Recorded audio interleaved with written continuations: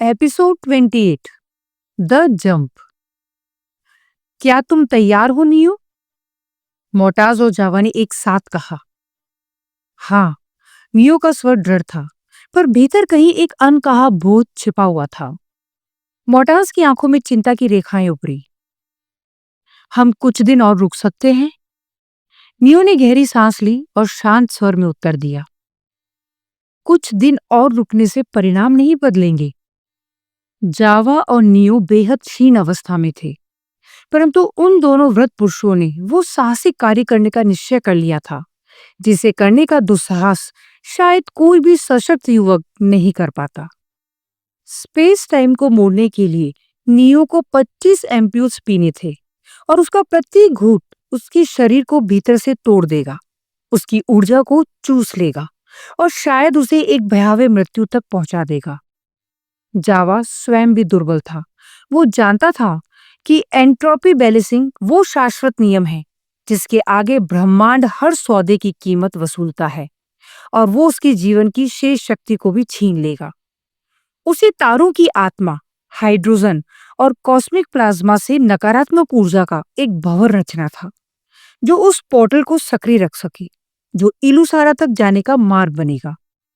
और मोटास, उस पर भी उतना ही भार था।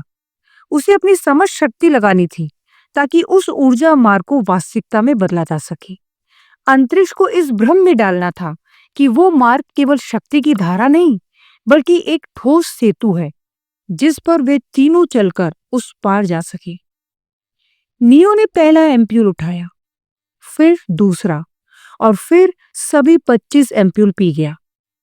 उसका शरीर कांप उठा, मानो पूरे नेबुला की प्रचंड ऊर्जा उसकी नसों में प्रभावित हो रही हो। लोगोस राइट की प्राचीन जादूगरी सक्रिय हुई और स्पेस टाइम कराहते हुए मुड़ गया।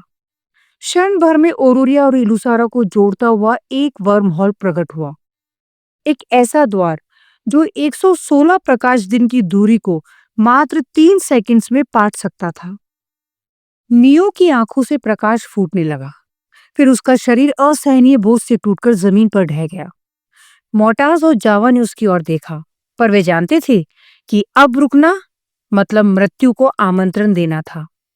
ये अवसर फिर कभी नहीं मिलेगा। जावा ने स्वयं को झोंक दिया। तारों की आत्मा से उसने वो ऊर्जा बूंद डाली जो पोर्टल को स्थिर रख सके।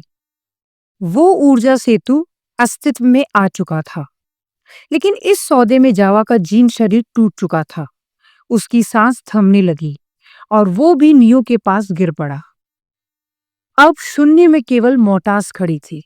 उसके सामने दो महान योद्धा दाराशाही थे, परंतु उसकी आंखें बंद थी और उसकी पूरी चेतना उस खुल चुके द्वार पर केंद्रित थी।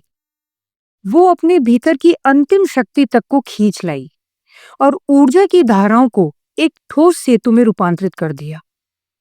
आखिरकार तीनों की मेहनत रंग लाई और एक कॉस्मिक ब्रिज अस्तित्व में आ गया।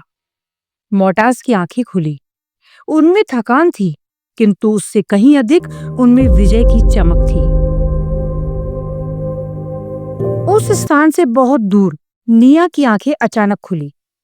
वायु उसकी दासी थी और नियो और जावा द्वारा प्रयोग की गई शक्तियों ने वायुमंडल में जो कंपन उत्पन्न किए थे वो किसी भी तरह सामान्य नहीं थे। अनायास ही उसके होठों से निकला, नियो, क्या तुम भी यहाँ हो? वायु की देवी सबकी शक्तियों से भलीभांति परिचित थी। उसने तीव्र स्वर में पुकारा, मौका। क्षण भर में रक्षा मंत्री मौका उसके सामने उपस्थित हो गया। निया का आदेश वज्र के समान गिरा, तुरंत 3647 नॉर्थ ईस्ट पहुंचो। उन तीनों को या तो जीवित पकड़ लो या समाप्त कर दो। मौका समझ गया कि उसे क्या करना है। वो प्रकाश किरण में रूपांतरित हुआ और पल भर में वहां पहुंच गया। उसके पीछे पीछे निया भी बवंडर के समान हवाओं पर सवार हो रही थी, परंतु उसे कुछ नेबुलन मिनट लगने वाले थे। मौका उस स्थान में प्रवेश कर चुका था। उसकी आंखों ने देखा नियो और जावा जमीन पर अचेत पड़े थे, जबकि मोटास अपनी भ्रम शक्ति से एक पोर्टल खोले हुए थी। मोटास ने उसकी ओर दृष्टि डाली। रुक जाओ मोटास, मौका चीखा। पर मोटास जान चुकी थी कि उसे क्या करना है। उसने कांपते हाथों से जावा को उठाया और पूरी शक्ति के साथ उस पोर्टल की ओर भाग पड़ी। नहीं मोटाज, रुको! मौका की दहाड़ गूंजी।